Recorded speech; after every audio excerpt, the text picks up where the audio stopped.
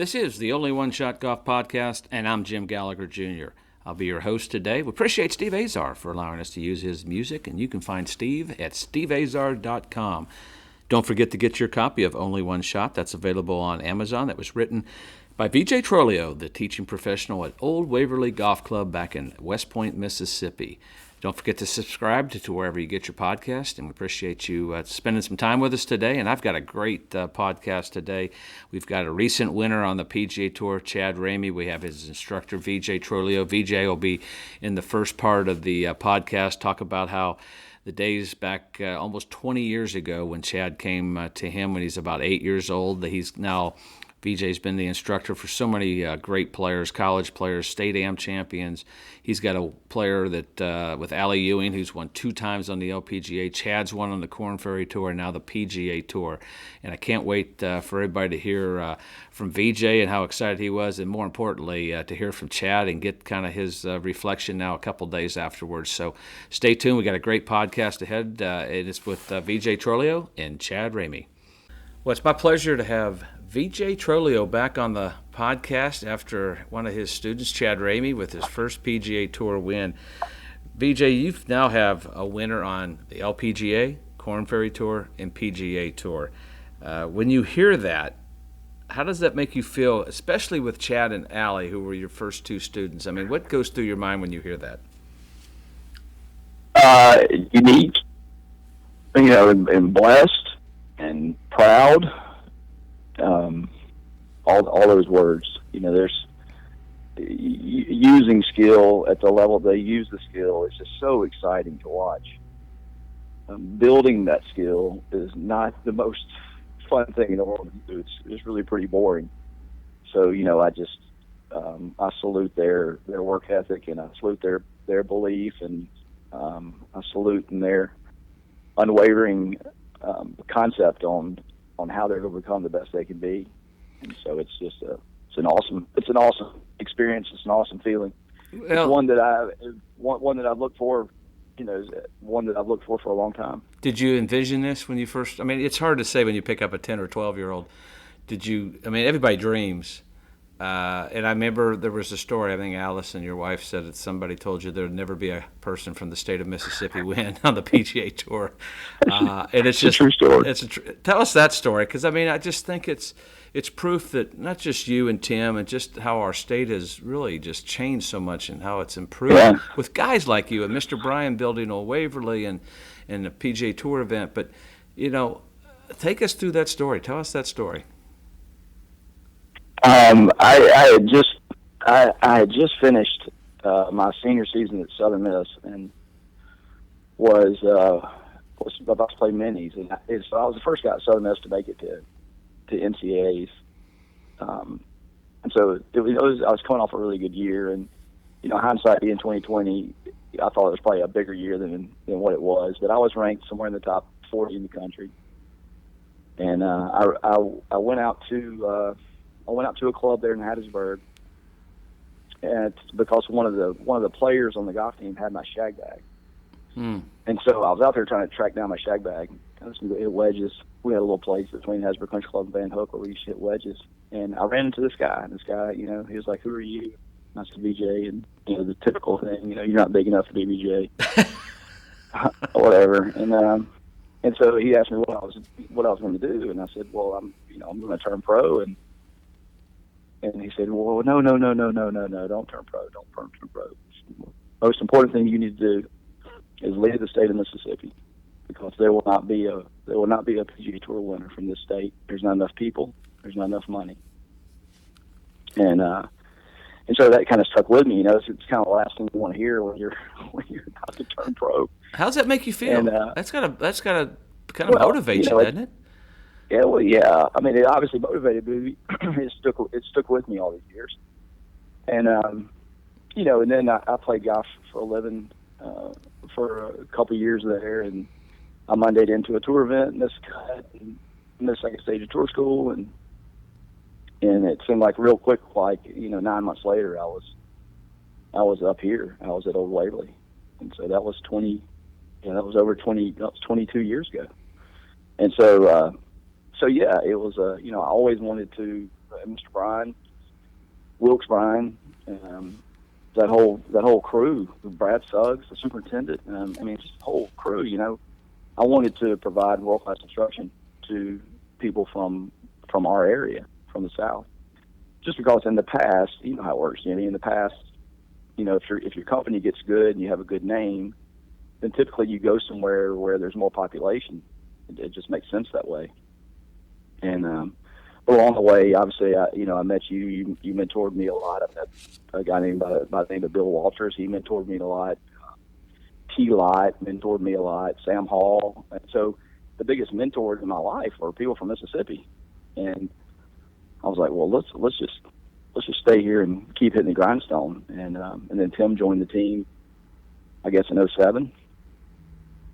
And the rest is the rest. And very blessed. And you have, I'm telling you, folks, when you go back to Old Waverly, which is in West Point, Mississippi, and I don't know what, 8,000 to 10,000 people. I don't even think it's that many that live there.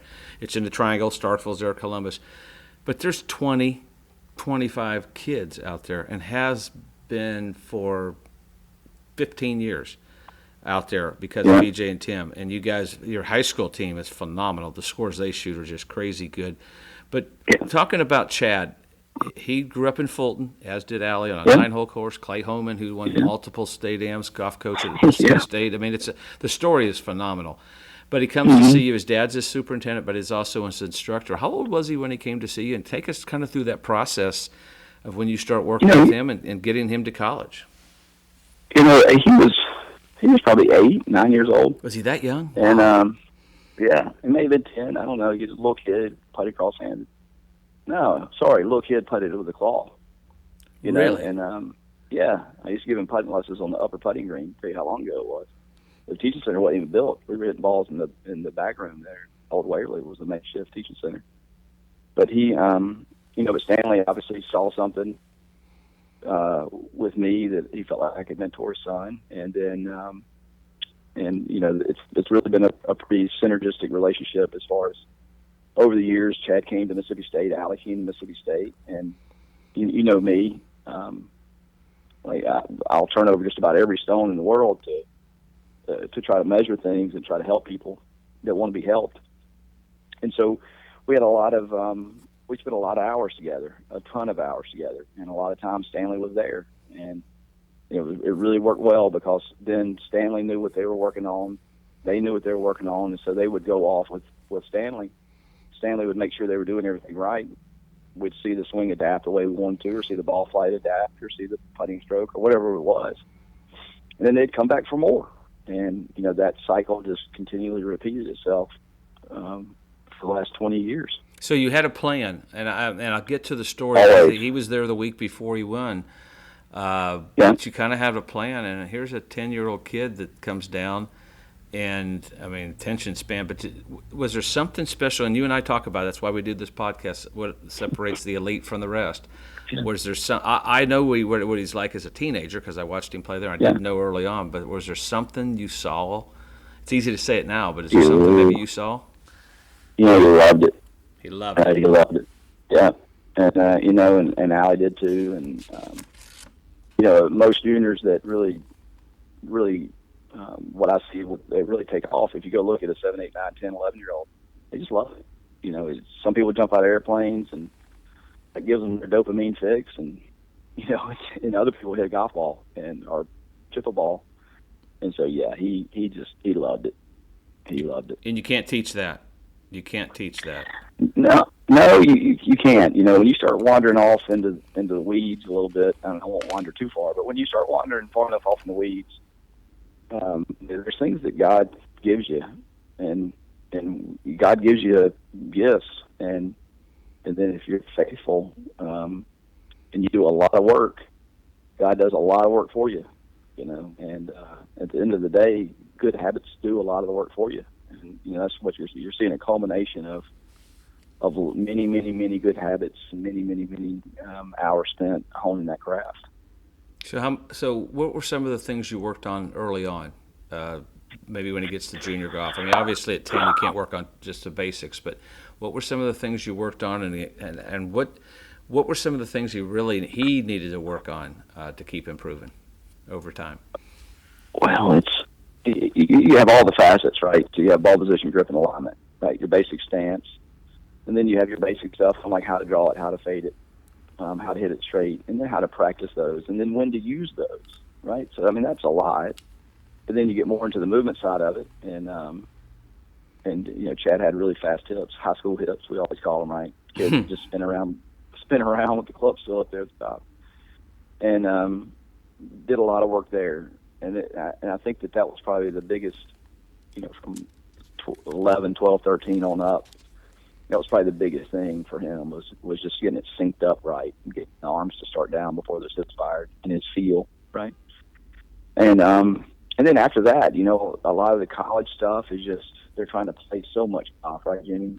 It's just constant golf. So a lot of that was just sort of keeping between the ditches as far as, you know, his golf swing. And then towards the end of college golf, it got a little bit more detailed as far as good functional menus, like good Egoscue menus, good functional menus, and the plan really started developing on the front side of him practicing, and the plan started developing on the back side of him practicing.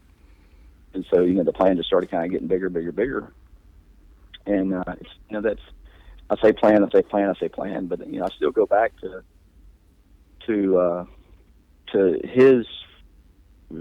I mean, he for years drove a Honda Accord down to take golf lessons.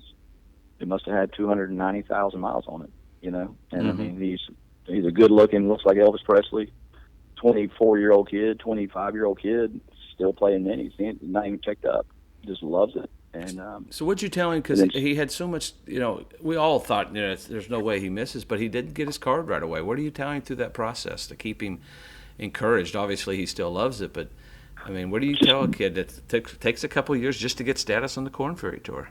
Well, you know, one thing that Stanley and I've always tried to do with Chad is tell him the truth. And so if something can get better, let's just focus on what we can do. Focus on this part. Focus on this part. Focus on this part. And you know, whether it's learning to hit a 9-yard bunker shot, or learning to run a great process in putting, or learning to trust practice, or moving better. You know, you get lost in the process of things. And you know, somewhere along the way, like every coach, you know, I don't love Chad the way Stanley does, but I love him as much as I would my nephew. Right. You know? And so somewhere along the way, you know, you also really you start caring about the kid. You start caring about the kid behind the athlete, right? You start caring about the person behind the athlete. And so, you know, a lot of that it kind of comes with different players, but getting on the golf course and playing golf. I mean, one of the big things that we've done is played a lot of golf and talked about shots. You know, what's considered a good shot, what's not a good shot. You know, just get the expectations right. And then there's a lot of things behind the scenes. You know, you have people like you, people like Chris Blanks, people like Jonathan Randolph, people like Matt Fass, people like Vance Veazey, and you stayed around.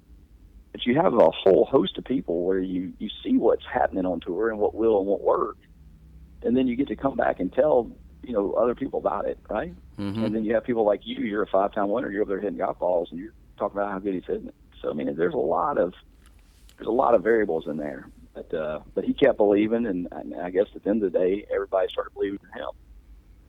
Yeah, the key was him to believe in himself, which I think he always did. But you mentioned Egoscue for our listeners that does, and we don't want to go into a 3-hour thing on Egoscue, but can you explain, kind of give us the short version of what Egoscue really is? Because a lot of people don't know what that is, and you talk about movement. Yeah, the easy way to think of it is that, you know, your body's connected. It's all one part, right? And so whatever's happening down low is going to affect the high, and whatever's happening on the right will affect the left. So when it comes to being as good as you can be, then it's a really good idea to get that body as functional as you can get it. You know, within whatever body will do, whatever individual will do, I should say. And so it's just it's a endless series of exercises that you can do to turn muscles on, right, and get that skeleton straight. And so when you start turning the right muscles on, getting that skeleton straight, it's over a period of time. what do they say? You know, small gain, small gain, small gain, small gain, small gain. All of a sudden, it's a big edge. And so we've always used that, and I hope all our listeners use something like it. Hopefully, it's 2022, right? So hopefully, our listeners aren't out there getting loose with their free wood. No, because it doesn't work. But trust me, I tried that the other day. It didn't quite work too well for me. I had the orange whip, which is better, but you still have to stretch, and I think that's the flexibility. I think that's what you see even in kids and in college kids and in the pros. But going back to Chad, I mean, he gets his status on Korn Ferry Tour, but he worked out he would do stuff in the morning, not just practice. Yeah. Well, let me add to what you were saying there. Like you have these things that are, you have strength and you have flexibility, you have power, you have speed, you have coordination, and those are pillars of athleticism. Mm-hmm. And then on the other side of the boat, golf is really a tactical game. It's really a game of hit it here, hit it here, hit it here. It's overcoming emotions while you're playing this game of hitting the ball places. So, we've always, golf has led me to the point where, you have to understand that. And swing technique should always assist a good moving body and a good tactical, I know how to play golf. And, and that way it's not all technique. It's like, you told me, I mean, it must have been 15 years ago. You were like, if you can get to a par 5 green with 2, go, but not lay up. And it seems real simple, but it's amazing how many people will try to run a ball up on a par 5. Mm-hmm. That's bad. That's a bad technique. That's a bad strategy, bad tactical situation. So when you start getting better at golf, you've got to look at, like, how am I playing the game? How do I play the game? What can I clean up tactically? What can I clean up that way? Then it's like, okay, how well is my body moving? How well can I get it to move? Right? So you put those two worlds together, and then, that's a big part of it. You had a great golf swing. I mean, obviously you won 5 times. Did you win 3 times in 2 years? I won 5 times in like 7 years? I won twice in 93 and twice in 95, and finished second 9 different times. So, so you won 4 times in 3 years, and then if you trace all that back, it was probably not the golf swing was perfect. It was probably a combination of you had control of your golf ball, you were thinking really well. Like, even under the gun, you could think tactically and where to hit it, where to do this. You were super patient. Your body felt great, right? Mm-hmm. And it's like, okay, I'm ready to roll. And so, not to break anything apart. If you're thinking about what Chad's done, that would be it, right? You get better tactically, get better physically, get better at your technique. Just little parts along the way. Is that what he did to finally break through, staying on that course to get to the Korn Ferry Tour status? Is that one of the things you think that he stayed steady with that? He didn't waver? Yeah, he did. Yeah, I mean, everybody that loves the game and really wants to be great at the game, the one thing they do that can hinder them is trying too hard. And, we talk a lot about habits do a lot of the work for you. Impulses make you do a lot of the work. So, when you have an impulse to change it or change this or change that, and, the other thing we come behind it and say a lot is you're going to peak 7 to 14 days out of the year. So stop trying to peak. Stop trying to be perfect. Stop trying to chase your impulses. Build a plan, work inside that plan, implement and adapt inside that plan. And then that way the habits that you're building will do a lot of the work for you later. And, that's what you're looking for. You're looking for them to be athletically and technically and tactically ready. Even though they might not peak, for them to be ready most of the year. Yeah, when you look at what he did, Korn Ferry Tour was the COVID year, and he looks like he's locked his card up, but they're going to go another year. But last season, I mean, my gosh, it was every week he was in contention. It just seemed like he was top 5, top 10, been a second on the money list. But what did you tell him? He gets his card, and there's only a week off. I mean, what kind of game plan? You talk about the plan. What kind of game plan did you all have making that transition, or is it just it's the same kind of golf? It's just on a little bigger stage when he goes from Korn Ferry to the regular tour. We didn't change much. I think Stanley and Chad and Kelly and David O'Donovan and myself, we all knew that we needed to make sure that not a lot was changing, because we knew that the tour was going to change him. Mm-hmm. And I mean, that's one of the benefits of coaching players for 20 years, right? Is that what the PGA Tour can do to people. So I think that's the biggest thing is having, what we did is, I kept really good records of his plans that he had for the last 4 years. And so I could always remind him, it's like, this is what you were thinking about from September to November 2020, right? It was just this simple. This is what you were doing. You were staying inside these lines. And so I think that was, you'd have to ask him, but I think that was really beneficial to him, is the not changing a lot, knowing that the competition, the people around, they're going to try to change that, Lee. So it's like, let's not go in there and change a lot, because you and I both know what happens when you change a lot. You never get used to anything. You never adapt to anything. You're just always chasing impulses. Right. So I think that would be the biggest recipe, is just like, we know what got you here, and when I say we know what you got here, like, it's written down on this piece of paper. So how do you? So you've got that all written down, and so he gets off to a decent start in the fall. He has a chance at Vegas, doesn't get it done. Yeah. And then you got the off season. What are you telling him? And at this point, he's exhausted. Yes. Right. Yes. Yeah. So he's exhausted. A lot of that was from exhaustion at the end there, when he didn't quite get it done. Yeah. Where did he learn? Yeah, I mean, I'd have to ask him that too. But what are you telling him? You'd have to ask him. But what are you telling him there? I think what the biggest thing to me is, not only, like you said, he's exhausted, he has that time off, but he was out there still practicing and working at it. But he got in that final group at Puerto Rico, and I think he learned a lot about himself. It's an opposite event, and he felt comfortable. Like, not that it was equal to Korn Ferry Tour, and not put it to there. Sure. But I think that, and like you said, I'm going to get him on, and we're going to talk about it. But that had to help him. When you think about, when you told me the story, he came in this last week before, and was struggling, and you told him, stick to the plan, don't change anything. Mm-hmm. How difficult do you think it was for him, for you guys not to, he's close, and to stay on the plan? That takes some discipline. Yeah. Well, you could talk about it in a lot of different ways, but that PGA Tour, or I guess anytime you get close to a goal, right? Anytime you get close to a goal, you just want it more and more and more. And there's two things that can happen. One thing is that you can achieve the goal, and then you can get lazy and not run your plan anymore. When I say lazy, I also mean fatigue, bored with it, right? Mm-hmm. It's like I guess Tiger Woods had to go through some of that when he won the Tiger Slam. He's better than everybody else, so why not change my swing? It's almost like he's bored with it, right? And then the other thing that can happen is the player can just change too much.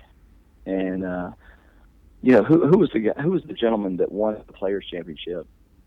He ended up being a club professional for a period of time down in Lafayette, Louisiana. Oh, Craig Perks. Yeah, and I remember talking to Perks about that. And after Perks won the Players Championship, he felt like he changed everything. I mean, he went to see the host of coaches and swing gurus and stuff. So I think those are the two big things. And I have enough stories around where I can explain that. It's like, are you tired? Are you tired and bored of doing this plan? No, I'm still in on that. Okay. Well, are you doing that? No, I'm not, because every day it's something new. I'm trying this. My driver's this way. I'm doing that. I'm doing this. And it's like, you just stop. What got you here was having a plan and running the plan so that you could develop inside that plan and you could adapt some. And, and he's there you go. How do you keep him from falling into that trap? Because, as you said, Craig Perks personally told me, I felt like when I wasn't going good, I had to play like I'm the player's champ, and it entered his mind. So how do you help Chad along that way? From the same stories, telling him what you've seen, me, him, whoever's done it. Well, measure it, right? And make sure the voices are the same. Make sure Stanley David and VJ and Kelly, and you make sure everybody on his team is saying the same thing. And I mean, obviously there's pillars of just physical development that an athlete might want to do, right? So you might want to get a little stronger. You might want to get a little more coordinated. You might want to get more flexible. But as far as rewriting the book on how to swing the golf club or how to hit a pitch motion, or that's where I kind of stand ground pretty firm and try not to get the rug pulled out from under me. It's like if we know that this process and plan works, let's stay with it. And then it's not always golf swing technique that takes somebody to the next level. Exactly. As you well know, yeah. Right? You didn't change your golf swing, but your game went to the next level.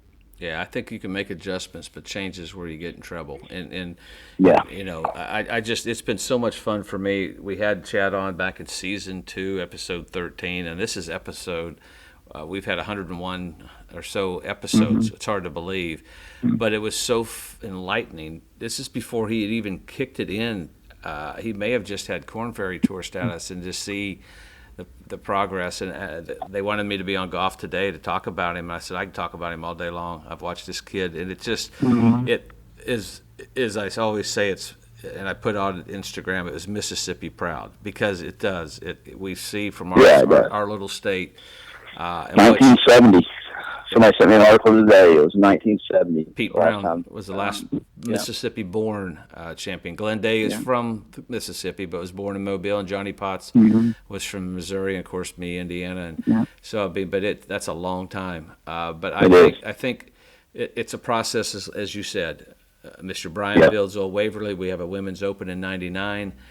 You and Tim have built just an incredible I think you've also brought other good instructors in our state because of what you two have done, and you're never going to brag on yourself, but just to see, I mean, you've got kids playing Division I, you've got kids winning state AMs in high school tournaments. It's just I think, and I talked to Patty Sheehan this afternoon about it. We were talking about how things have changed, instruction, nutrition, workouts. It's just so much different than when we were playing not too long ago. And I think that's and we got better golf courses in Mississippi. And I think you better watch out, because we also have Davis Riley and Hayden Buckley out there, and they've had great years. So when you see that, and I know we've watched them since their kids are all the same age. It's so much fun to see them living that dream, and I know you've had a lot of fun watching Allie with 2 wins, couple Solheim Cups, and you're watching your own son, Cohen, and Colin's sons having success. So I know you're proud of that. Yeah, Wells, Williams, Jake Blanton. There's a lot of them. And, at the end of the day, we're standing on the shoulders of the people that came before us. I mean, that's what we do, right? That's what all of us do. So people laid a lot of the groundwork. Players laid a lot of that groundwork, and so all we're doing is laying more groundwork. Well, I think they saw, and not that I don't ever give myself credit for it, but they saw that it could happen. That I wasn't born in Mississippi, but I choose to live there. That says a lot about. Yeah, but you're a 5-time winner. That's a nice guy that spent 100 hours on the range at Old Waverly, on the back of the range. Well, you know what I mean? I mean, it's like I said, we're very blessed, and we're all standing on the shoulders of the people that came before us, and I can't wait to see what the future generations do. Absolutely. I'm just glad that I'm glad it's where it is, and I look forward to it getting better. It's going to get better. VJ, I appreciate your time. We're going to get Chad on. I'm going to try to get a hold of him. I know he's so busy. I just want to get 5 or 10 minutes of his time, because I want to hear from him and find out I know he's proud, and he's just we sat there and watched him, and my daughter Mary Langdon, who went to school with him, and she was as excited as if it was her brother. And I just think that's just the cool part of what we've seen be built by you, Tim, and everybody else. But appreciate you spending some time with us. And you got to get back out there and work with some more people and get the next PGA Tour or LPGA champion out there. You got it, brother. You got it. Thanks for everything you did. Well, I hope you enjoyed our earlier part with VJ Trolio in this podcast. I told you we'd get Chad Ramey back on the podcast, and he's agreed to talk with us about his first PGA Tour win. He birdied 4 out of the last 6. Chad, thanks so much for being back with us. Glad to be here. Thanks for having me.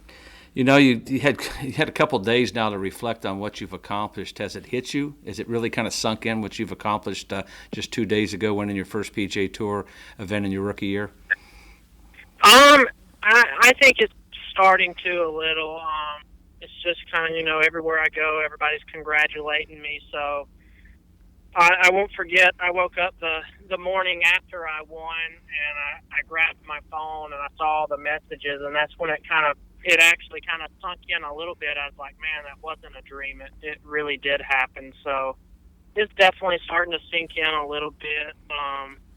And you hear it a lot, but it really is kind of the way it was. That whole back 9 was, a little bit of a blur, but it was fun. Who was the first person you called? Was it your dad, mom? Was it your family? Who was the first one? So I was lucky enough that I had my wife Kelly and my father Stanley were both there. So they were actually both there with me. So I saw them, as soon as I came off the 18th green. So I was lucky to have them both there. That's awesome, because I remember they were in Maine when you won your first Korn Ferry Tour event, but actually your dad was on the bag, so he was firsthand there. So he was able to be there for my first professional win, and then he was also there for my first PGA Tour win. That's pretty special. To have him there. That's so cool. Okay, everybody wants to know, including me and VJ, how was the celebration that night? What was the celebration? You don't have to tell us all the details. It was actually not much to it, sadly enough. It was, I was talking to somebody earlier today, and they're always like, how's the celebration? And it's like, did you, drink a lot and stuff? And it's like, no, I really didn't. It was just, I'm not going to say in shock, but you're just still kind of taking everything in. But we were going to have a dinner with my caddy, but that ended up kind of falling through. So we're staying at the West in the really nice resort there. So we just hung out at the West and, had a few celebratory drinks and just ate some dinner, and just the 3 of us hung out. So it was a good night, though. Yeah, it's funny. Somebody asked me my last win in Memphis, what'd you do to celebrate? I said, went through the drive-thru at McDonald's and got the kids chicken nuggets and went back to Greenwood. I mean, it's right. That's kind of the same way it felt there. We didn't do anything special. We just hung out at the hotel, had some dinner, and it was almost just like another night, but it was obviously a lot more special. Take us back through that back 9. You birdied 4 of the last 6, like I said. Did you know where you stood? I remember I just rewatched actually today where you watched the you finishing again. I just couldn't get enough of it, and you said you kind of knew where you were, but did you know where you stood going in that last few holes? Well, I never looked at a leaderboard. I was playing with Ben that had, I believe, starting the day he had a 2-shot lead, and I knew he was a couple under par, so I knew he was, going to be right there around the lead. And then I'd honestly been playing solid all day. I mean, I bogeyed the second hole, but it was playing pretty tough, that hole was. And even on the front, I hit a lot of really good putts on the front that didn't go in, and then starting the back 9, hit a great putt on 10 that kind of hung on the edge, and then lift out my birdie putt on 11. So I was rolling it good, and I just kept telling myself to be patient, and I finally got a little momentum there on 13. But like I said, I didn't know exactly where I was. I knew with those whenever I got on that little run that I was definitely in the mix. And I think the first time I looked at a leaderboard was coming up to 18 green. So I'd already hit my second shot on the green, and I looked at the leaderboard there, and I saw that I had a 1-shot lead. And then, I was just fortunate enough that, it worked out. Did you know when Ben missed it? Did you know you'd won? And when did you, when did you kind of realize you'd won? I had a very good feeling. That like after he missed it, I knew that I was at 17, and I had a really good feeling that it was to win. But to be honest, sadly enough, whenever I tapped that last putt in, and the kind of the stands and the crowd kind of went, started cheering and hollering, that's whenever like I was like, okay, like we did it. Yeah, so your heart's not really racing on that short putt. You were still in the focus and in the moment. It was racing. I was joking to someone. Like whenever I'm back home, me and Tim always get on the Sam putting lab, and I was like, I would have liked to have seen that last stroke on 18 on Sam. I'd like to see what it looked like. You know what it felt like when it went in. I definitely know what it felt like. Well, take us back, because VJ told me you guys were there, and even Allie. I talked to Allie this morning, Ewing, and she was so proud. She said that you were struggling a little bit with your putting, struggling a little bit the week before you got down there, and VJ just said, stick with the plan. And I give you and Allie both credit, and we'll get a little bit of that, and I know you got a lot going on, but you guys started with VJ early on, and you've had this plan, and you guys never wavered. You believed in each other, you believed in yourself, and it's like I sent you the text. You wonder sometimes when you go through struggles, is it really worth it? But when you have a day like Sunday, it is really worth it, isn't it? 100%. All the hard work and all the hours and all the trust, it's 100% worth it. And like we said, we've all been working together and on the same team for, gosh, it feels like it is close to 20 years now. And just the trust that we all have in each other, and just sticking to that process, because you've been out there enough that it's not always going to be good. There's usually a lot more rough and harder times than there are good times, but whenever you have those good times, it's well worth it. What do you tell yourself when you're having those tough times? Because there's a lot of kids listening now that may struggle, kind of what you call a slump, not so much a slump and not playing. What do you tell yourself to keep yourself being patient? Right. That's one thing is, all it takes is one good week, especially, out here on the PGA Tour. So that's what you tell yourself. Obviously, you want to be as consistent as you can, but just kind of keep grinding it out, staying patient. And then,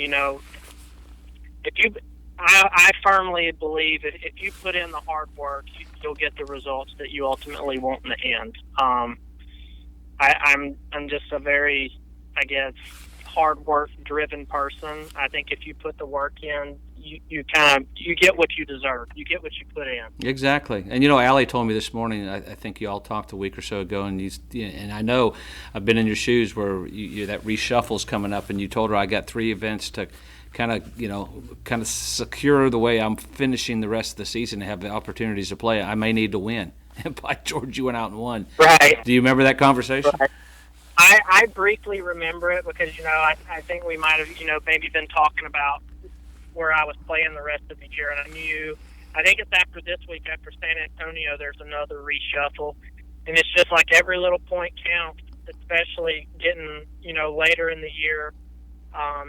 It gets a little, I guess, harder to get starts here and there. So just every little point counts. And that win will be huge for me as far as it kind of got me out of the, I guess you would call it like the rookie category, the Korn Ferry Tour category, and it kind of put me more in like the winners category. And I'll just kind of be able to make my own schedule. Not that I'll take a lot off, but it's just a lot easier getting to pick and choose what I want to play in other than just I have to play whenever I have the chance. So it's just a little weight off your chest, getting to know going into a season and the rest of this season that I'll get to kind of pick and choose my schedule. It's got to free you up, no question. And you remember, you've had a solid rookie year, and Mississippi kids have been playing great. Hayden Buckley's had a great year. Davis Riley, of course. Vegas, you had a couple days early on, played pretty good. You got in that final group at Puerto Rico, similar grass, similar kind of conditions. What did those weeks help? How did those weeks help you as far as that last 9 holes and even this week getting that first win? Just maybe a little bit of confidence and a little bit of experience, because that's kind of what I keep telling myself. Like I believe it was the 3rd round I was in the final group at Vegas, and then the final round at Puerto Rico I was in the final group. And I just keep telling myself that if I keep putting myself in those situations and I keep getting in the final group, I'm going to mess around and win one. And then it just happened to be, last week at the Dominican. I got myself in that position that I'm starting to get a little more familiar with, and I took advantage of it. Yeah, you caught that island fever, and you've played good on Korn Ferry Tour events down in the Bahamas, so you must like the Caribbean for some reason. Right, that's what I was joking to somebody. They called me Mr. Island, and I said I'm 100% okay with that. Or the new Jack Sparrow, one of the two. So. That's right. That's right. What were your goals coming in this season? It's your rookie year. And I knew you'd work hard, and you didn't have much time because you Korn Ferry Tour, a week off, then you're back at it. What were your goals coming in? I mean, obviously, you always have the main goal to win on the PGA Tour. But I mean, obviously, to me, probably the biggest goal for my tendency, what I've had trouble with, is every time I get to a newer, bigger level, it takes me a little more time to kind of settle in. Mm-hmm. And so going into this PGA Tour season, it was like just knowing what worked for me on the Korn Ferry Tour and just sticking to what I know and just trying to do the best that I can to get my feet up and under me as fast as I can. And so maybe that kind of helped and paid off a little bit. Just coming into this season, not trying to change anything. There's a lot more distractions, and just kind of sticking to who I am. And that's what you got to do the rest of this season because things have changed. You're going to be in new pairings. You're going to be in the winners pairings. People are going to talk to you. They're coming up. You got to sometimes, you got to still do the things you're doing. Make sure you make time for yourself. And I think that's the advice. But, what's going forward? You're playing this week at San Antonio. What's ahead? Everything's changed, I know, but what's ahead for you in the next few weeks? So this week I'm in San Antonio, and I'll have next week off unless, so happen I win this week in San Antonio. Next week's the Masters. And then after that, I know I'm going to play. So that win got me into the Heritage. So I'll be going there now, which I wasn't originally scheduled. And then I'm going to the Zurich. Okay. And playing with Josh Creel in the Zurich. And then that's honestly as far as my schedule's gone so far. Well, buddy, we're proud of you. You've made Mississippi proud. I know everybody in Fulton, Mississippi, and the entire state, we just couldn't be any more proud of you. We appreciate you spending some time with us. I know you're busy. Get out there and practice. Hey, why not me? Why not do it again this week? Let's go back to back. That's what I'm saying. Somebody's got to win every week. Absolutely. So, like you said, why not me? Well, just remember those last few things you said about being yourself and staying patient and don't change anything and keep working hard, and you're going to be fine. This is the start of a great career. We're real proud of you, and we appreciate you being with us. Thank you so much.